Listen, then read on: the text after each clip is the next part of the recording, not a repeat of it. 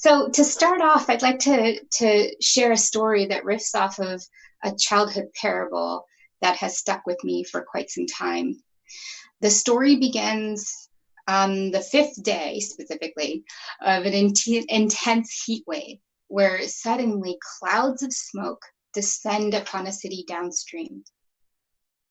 Three people from three different neighborhoods of the city were elected to investigate how the inescapable heat and choking smoke were linked and what can be done. The first person came from a well-to-do community and had a chauffeur drive them in a car. They were both shielded from the extreme heat, but the smoke certainly obstructed their visibility through the car windshield. The second person came from a densely populated community where people rolled on bikes, scooters, and skateboards to get around. And so the second person hopped onto their bike and took off towards what looked like the source of smoke. The visibility was certainly a problem, but so was the smoke itself, which made it harder for the cyclists to get enough air to pedal, not to mention the extreme heat experienced. Now, the third person came from a community that relied heavily on public transportation. But since the source of the smoke appeared to be outside of city limits, there was no public transportation option. So this person set off on foot. The visibility, poor air quality, and extreme heat immediately affected the walkers' journey. And since they were on foot, it took much longer to get to where they are, thus lengthening their exposure time.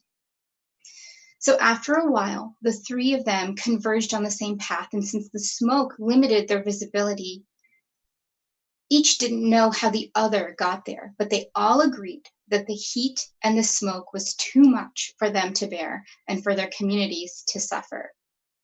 So something must be done. Together, they continued forward on this path before them and soon stumbled upon this large, unknown obstruction on the road. The obstacle was so large that they couldn't continue on the path together. So they decided to split up and come back together on the other side to share what they found. First went the car.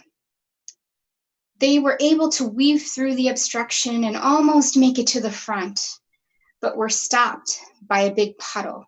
It appeared to be a large spout of water flooding the path before them. But because they were in a car, they simply drove right through and thought how nice that water might feel against their hot skin. And though they had diminished visibility, they were still protected by their car. And both the driver and passenger couldn't quite gauge the depth or the width of the puddle, but it didn't matter to them because, again, they were in a car. The cyclist followed slowly behind the car, but had to stop to seek refuge under a large pillar-like structure that offered shade. The cyclist thought about how nice his active community members might enjoy breaks from the heat and smoke and other elements from pillars like this if they were erected throughout the neighborhood. And then the walker set out on foot, decided to climb over the obstruction to get above the smoke, which was too much to bear at that point. Instead, the higher that person climbed, the hotter it got. Taking pause on the climb, the walker observed how hot it was as the altitude grew taller. So finally, when they reached the top, the walker found refuge from a breeze passing through and wondered if somehow that breeze could be bottled into an indoor center that others could enjoy as a community. By the time each of them made it past the obstruction, they had it in their minds. They made up their minds with their respective neighborhoods needed to seek reprieve from the heat and smoke. The first passenger proudly said the solution would be to open up spouts like the one they came across for recreation during these really, really hot days. But the other two asked, well, once the water turned on, how can you turn it off? Is it going to be managed and controlled? The passenger in the car didn't bother wondering about these consequences of excess water because in their neighborhood, everyone had access to a car, so they could just drive around it. And there was little consideration about what to do with the smoke. Then the cyclist said conclusively, the only solution is to plant tall, leafy trees where bicyclists can take breaks on their journey. The car passenger immediately objected and said, because the trees will take up valuable real estate that could be used for roads and parking lots, they don't want them in their neighborhood. But the person on foot, the walker, he also asked, how can their community get tree coverings? But nobody was really listening.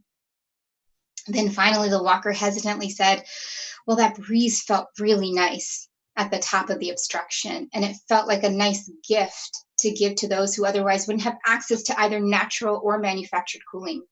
But the first two ignored the suggestion because they knew that their tax dollars would be going to an effort that they themselves wouldn't benefit from.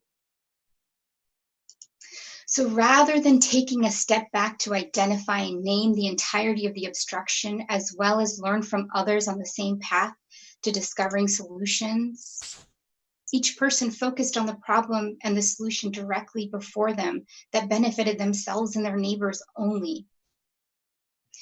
In the original parable, the teaching that has stayed with me the longest is that the failure to understand other truths will be our greatest limitation to realizing the whole truth.